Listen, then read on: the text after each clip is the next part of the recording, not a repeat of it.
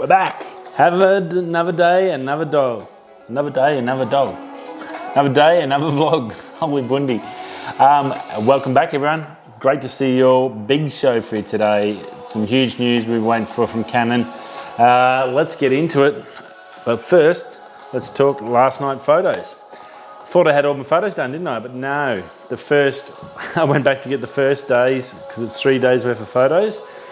Pushed in with a video of the walk of where I went to. I have a crap ton of photos.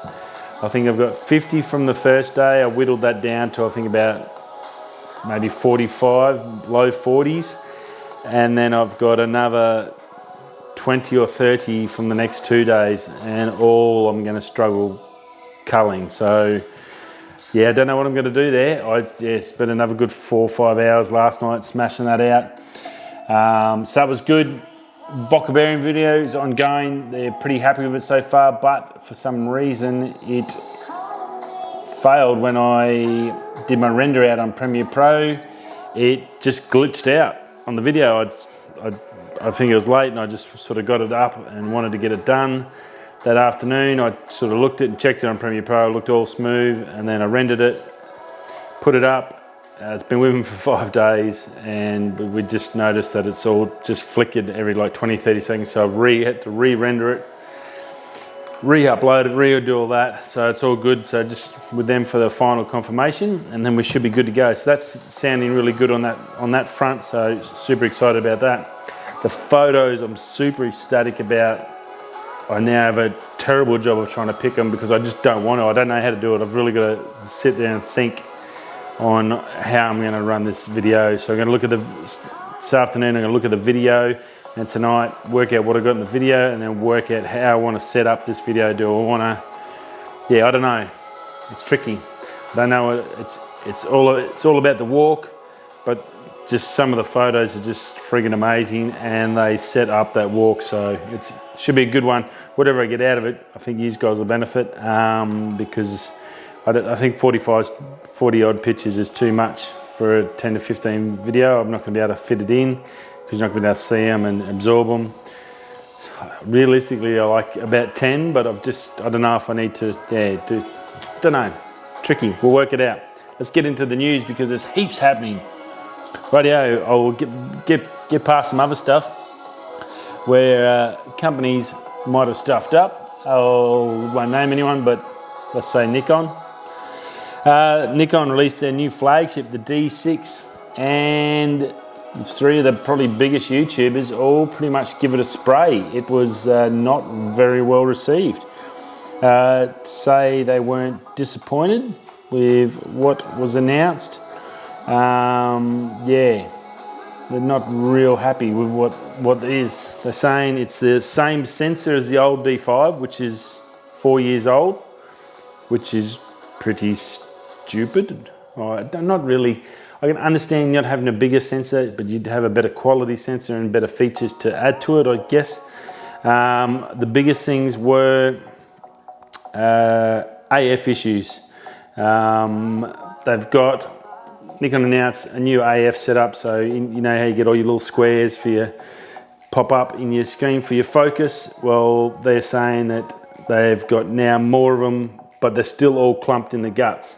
Whereas your Sony and some of the other brands, your new Canon Rs, they've got it all around the whole screen. So when you look through the camera or even on the screen on the back, you've got the whole screen as a focus point. And that's what they're saying. I think that was the biggest concern they had, was they dumped all these, they've got all these really nice focus points in there, and there's a million things, but the whole edge of the frame, there's no focus points. So if you want IAF on the outside, just say you've got 2, and that's some good examples. I think, who was it?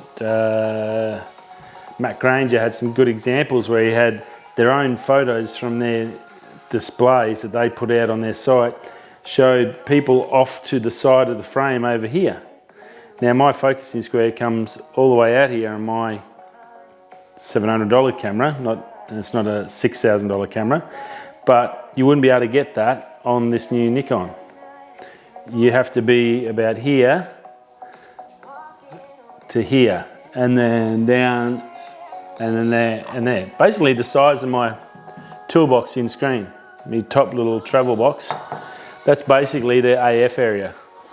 And all they did was just put heaps more inside that box area so you can get every single detail of that box. But anything outside the box, up here, where my still blower is, you won't be able to get in focus.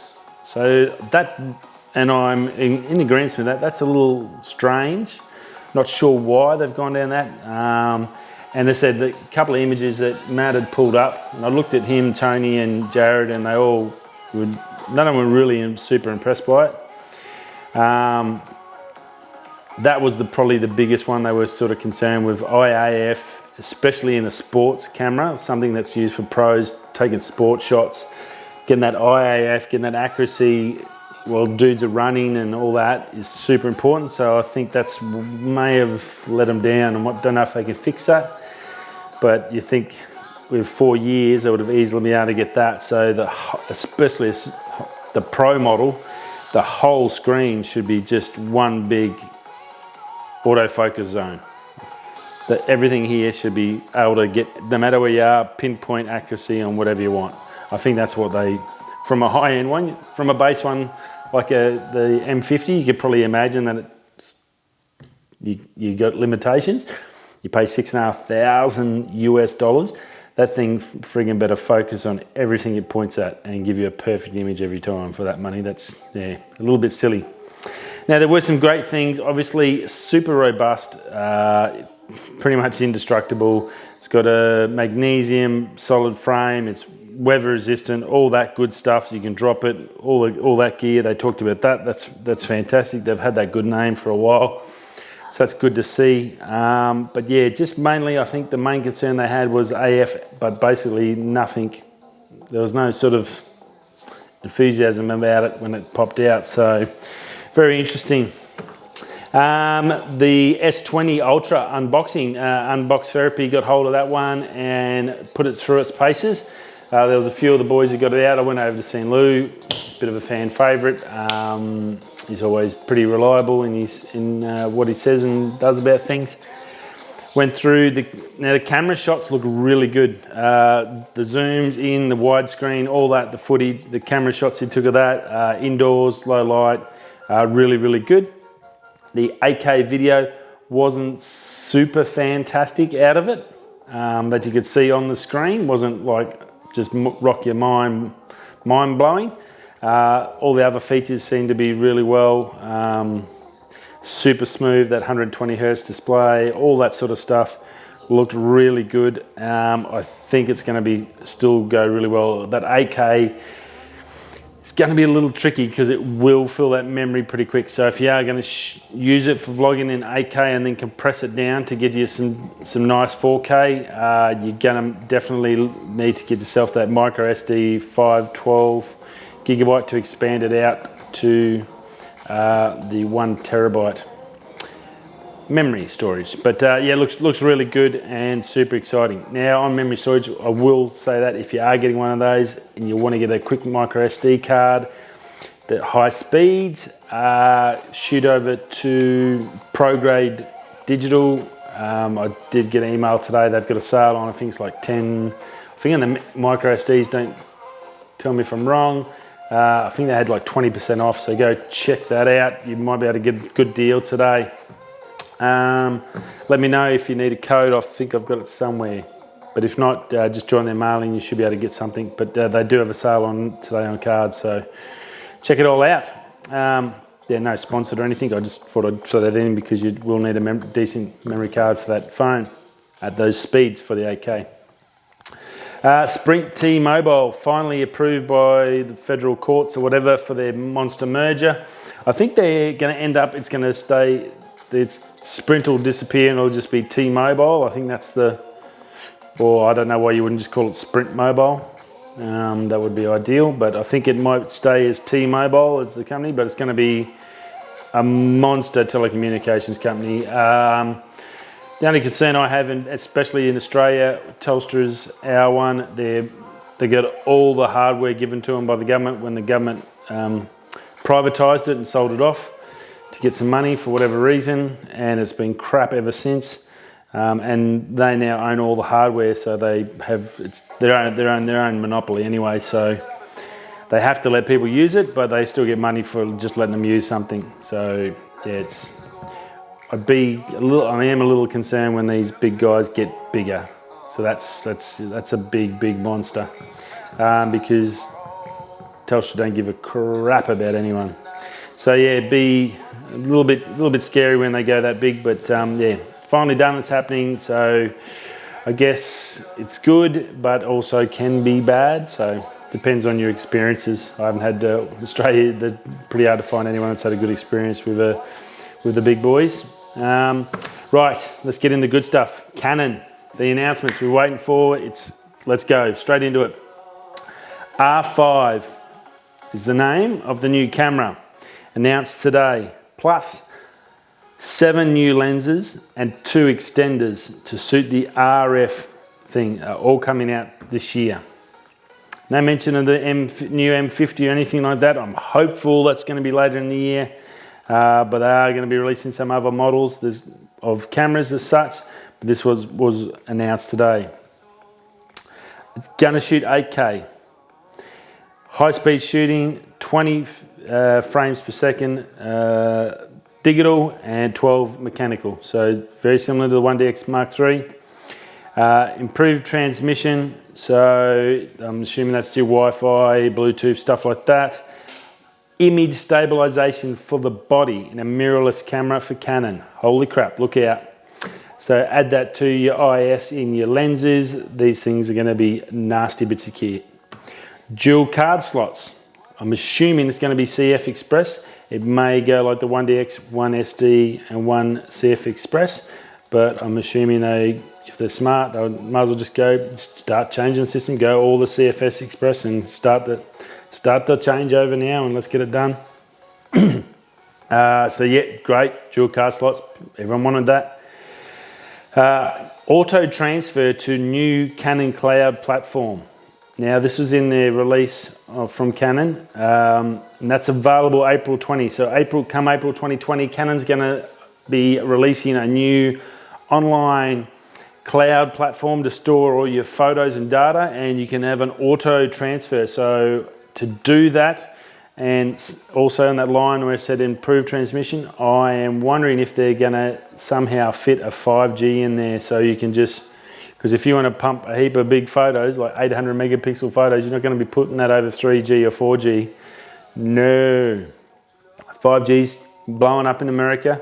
It's getting big everywhere else. So I'm a sneaky suspicion that improved transmission is going to have something to do with maybe 5G. Maybe they've got a deal done and they've got that in there. But that will be amazing, especially if they want to do this auto transfer to the cloud. If you're going to have to do it through your phone, then it's a waste of time. You might as well just save them to your computer and then upload them. So to do it as auto transfer, it's going to need some sort of Wi-Fi, some built-in connection to the web. So I'm thinking 5G, hot, big files, boom, it's going to go up. So that's what I'm thinking.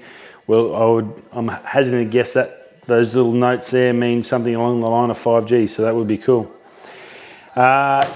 Yes, so very good. Now, also, the other lens they've already released today as well is an RF 100 to 500 mil, 4.5 to 7.1 aperture, LIS, image stabilized USM lens, 1 of 9 or 1 of 7 to come out this year. So 100 to 500, that's pretty darn amazing. It's not a set aperture or anything. They may have something like that, but for that range, 100, I'd love to get my hands on that. That'd be perfect for the M50. I'm looking for something telephoto so I can do that. 100 to 500, that'd give me like bloody, holy crap. That'd be nearly 700, 200 to 700 or something ridiculous. That'd be cool. Obviously for the RF, so I'm not going to fit on a M50 unless they change the mount like I guessed. But so yeah, that lens looks really good. That'll be another high quality lens, super duper. Now both will be available at a couple of things. There's the Vegas at the end of February at the WPPI, whatever that is. I'm assuming that's some sort of photography show in Vegas. So if you're in there at the end of February, you'll be able to go and get your hands on the RF and have a hold of a reference model. Also at the Japan CP and Photo Imaging Show, and that's February 27th to March 1st at the Yokohama.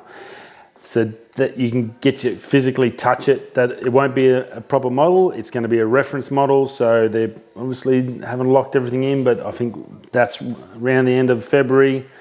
We're going to start seeing a heap of footage and hands-on checkouts on YouTube, so be aware of that. So that's pretty cool.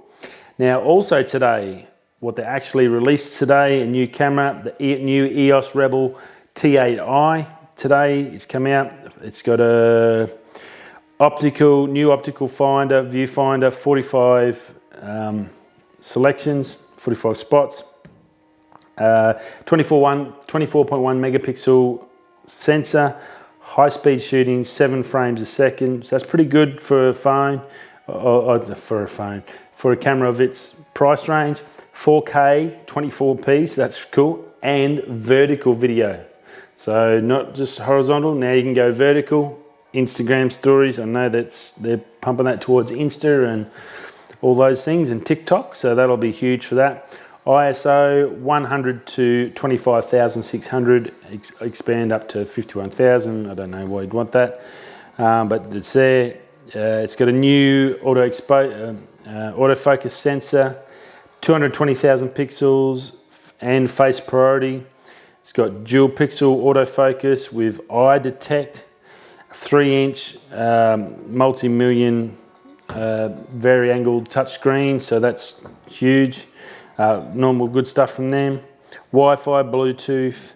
Now that's $749 US for the body, so that's roughly the $1,000 Australian mark. So that for that price, that's a lot of camera. That's pretty darn good. Now also, to suit that, which is perfectly, or a base model sort of stuff, your baser, not your pro level, a new lens, RF 24 to 105 mil, f4 to 7.1, image stabilized STM. So it's just a standard lens, it's not your L series, but man, that's perfect. That'd be gold. $400 US.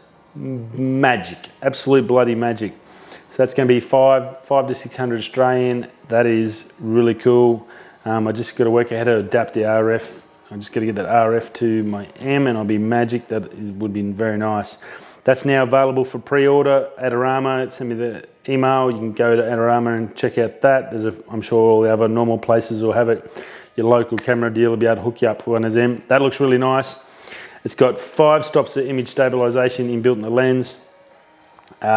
Some really good things, a couple of magnification things because it's a zoom. It'll at 20 centimeters away, so 20 centimeters, it'll give you 0.4 magnification on autofocus, and on manual focus, it'll give you 0.5 magnification at 13 centimeters away.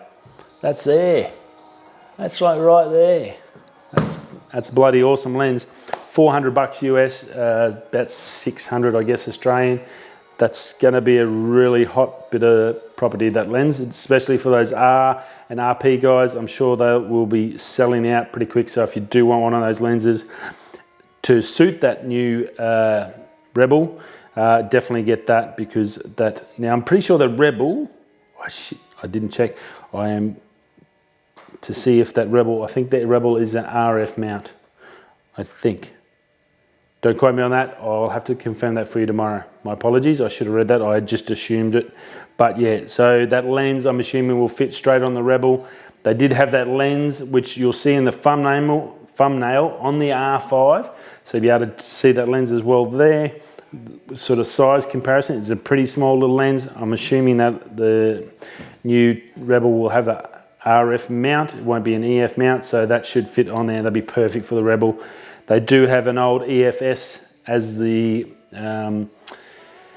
normal lens, as your kit lens, so I wouldn't worry about that. That's to $850, another 120, $130 just to get the lens. I wouldn't even worry about that. I'd just go straight for the that new 24 to 105 and then get that new Rebel. That sounds like a deal. You're looking at probably, what's that, 700, 750, 400, 11, 1200 bucks US. So about 16, 1700 bucks, you get yourself a great kit.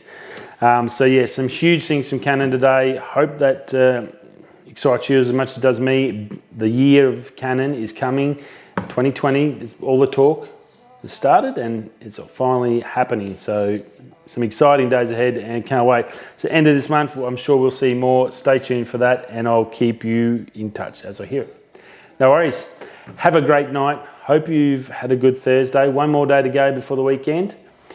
Get a bit of rest. Back into it tomorrow. Finish off the week strong and we'll see you all tomorrow, Friday night. Cheers. If you're going that way or that way, I'm going down.